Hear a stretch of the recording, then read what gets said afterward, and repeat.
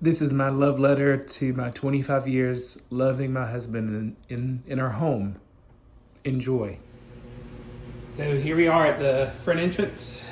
Our new eggshell colors, muted eggshell colors. So if you know our house, you know you come in, and I haven't done the floors, so forgive the floors, but got things put back together enough that my table's back with my keys. So you saw that, and we're going to the living room in a second, but kind of going to the hallway. So this is our new entry, and it goes all the way up. It's the same color now, all the way up and into the laundry area. So yay on that. So we'll go into the living room. I'm not done dusting everything, but I tried my best to make sure I touched and cleaned every bit of everything I could think to clean in this room and put it back together so it's our home. So yeah, the color in here is just David, I asked him to kind of find, I think it was 4 different shades of yellow that he would like, because you know I can't do that stuff. But I realized that we lived with the burgundy and then the red and the golds and all that stuff, but you know, it really just looks like a home that anybody could live in right away. So yeah, this is our new color. I got the blinds put back up and found the lamps and got everything dusted. Tried to, if Carwin and or Wyatt are watching, I got them a spot. That's a different story too. But everything in here has really taken care of us. It's been our lives. And this afternoon, I got to say thank you by just going and dusting everything and making sure everything was back where it should be and working properly, and you know that they were loved. And the intimate part here was there was so much dust and caulk and chalk and all the kinds of things covering the remotes. I didn't recognize them, and so I had to get Pledge to clean them. But just, man, they look great. It looked like they're back to themselves and they look happy. And yeah, so the color's great, but it really kind of just getting to touch everything and clean everything. So let me sip. Hold on one second.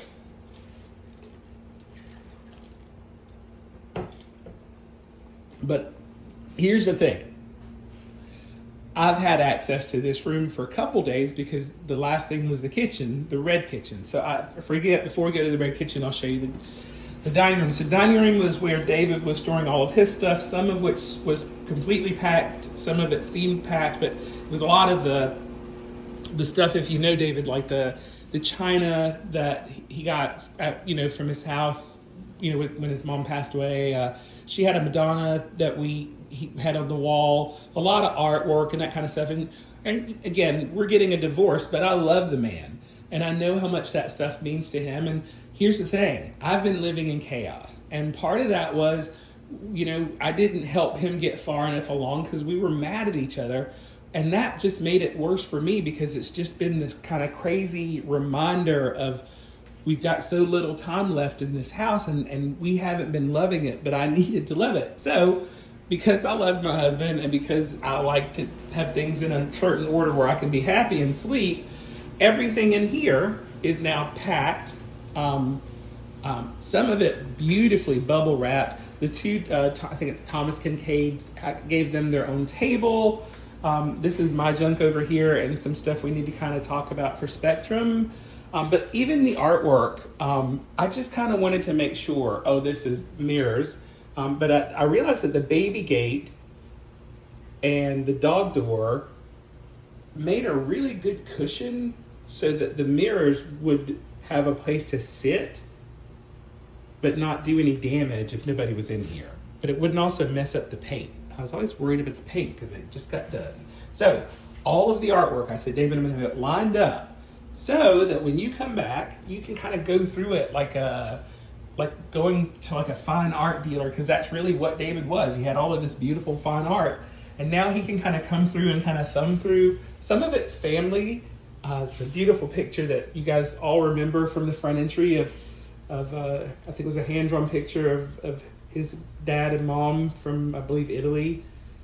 Yeah, it's in there, just gently placed. And the china cabinet that I hated, with all the curls and twirls, and gosh, it holds so much dust for so long, kind of cleaning it up was cathartic. And that's when I realized that all of this stuff has taken care of me and David. All of it. The stuff that I liked, the stuff I didn't like, we're not going to fight over anything because really it was all his when I moved in, and that's fine. And beautiful. I've lived with this beautiful stuff, and I don't know that I appreciated it, but then coming out of this solitary confinement, I wanted to just love on this house. And so the dining room is done, and also David's stuff is organized and it's cared for, especially the Madonna, Elwin, and our manger scene, which I believe is something valuable that I don't know the name of, but it's something that other people know is really valuable. And we had it in a drawer for years, but took it out. Long story short, I'm avoiding the kitchen because the kitchen was just intimate. But here we go. The kitchen was filthy just this morning. They had just taken down plastic. It's been up for days. I hope I can add a picture. But I wanted to make sure our kitchen was back to how I remember it. And boy. Now, this was some stuff that David didn't want, because you remember all the stuff we had up here, it was covered in grease and some of it was unrecognizable. These were pieces where David's like, no. And I said, well, if I clean them up, they'll be good for like community meals. Boy, did they clean up nicely.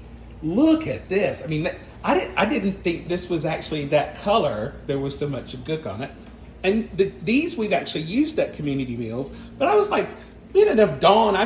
My mom said, if you want to know if it's clean it with your hands. So I just hand washed everything in the entire place. I wiped down the Cuisinart, our air fryer. I actually wiped it down with my hand and then went back and re-wiped it. It was perfect. Every knife, even the stuff all of this was covered in so much dust. So much dust. And I was like, gosh, I'm so tired. I should stop. And I just couldn't, because I wasn't done. It wasn't complete. And yeah, so let's take a wander into the bathroom, because that's been filthy. And that's the bathroom that they were using, we were using, everybody was using down here. And I was stuck in the bathroom upstairs, and it was, I felt embarrassed. It was so dirty. So I scrubbed everything. I mean, everything. It was so nice to just scrub everything. The toilet, but even the trash can. It was a different color because it was so dirty, but it's gold. Who knew? I mean, man, we had 2 plungers down in a half bath, and I'm sure there's probably another one upstairs. One of them I bought because we needed a bigger one, but even the table's back, a spot for my keys. We have these Duracell things that we bought at Costco, and they give off a really good bright illumination. And when the guys were working in the living room, there were no lamps, and we don't have overhead lights. So I gave them those to use in and around the room. And they said they were a big help, as best I could understand. But even David's big thing here, like taking everything and putting it away. I got all of his stuff here, kind of stacked. A spot for the cleaning, because I still am cleaning. I haven't done the floors. I've got we had a cardboard that got stuck to the wood, so I'm trying to get that clean. But relative to where the watering thing for David used to be, it's right back where it was. It just putting everything back in order. I did move Ren and Stimpy's food, but it was there before. Cleaning the table, it's not quite done, but yeah, just the legs and all of it. It felt really, really good. It felt good to kind of put my house in order, and I realized that I came out of something hard. And I went to some dark places that I'll talk about in a different podcast, but man, did God work some miracles here with me. And I'm glad I captured that. Sorry my mouth is dry. I've been running and I haven't been drinking water and I'm a little dehydrated. But when David gets home, somebody tell him he can just press the thing. I got the pot and the accoutrements for this in the dishwasher now. And Kathy, this was beautiful from the day you gave it to us. It's beautiful now. Thank you. And, Amy, 2 Thanksgivings ago, I bought this from Harris Teeter, but we never made it because something happened. But I'm gonna get it to Alan, and I love you. And David, your shot glass made it, so you can move on to your new life. And this is your reminder of how good you're doing in your sobriety, and I love you for it. Peace. Go out. Love you.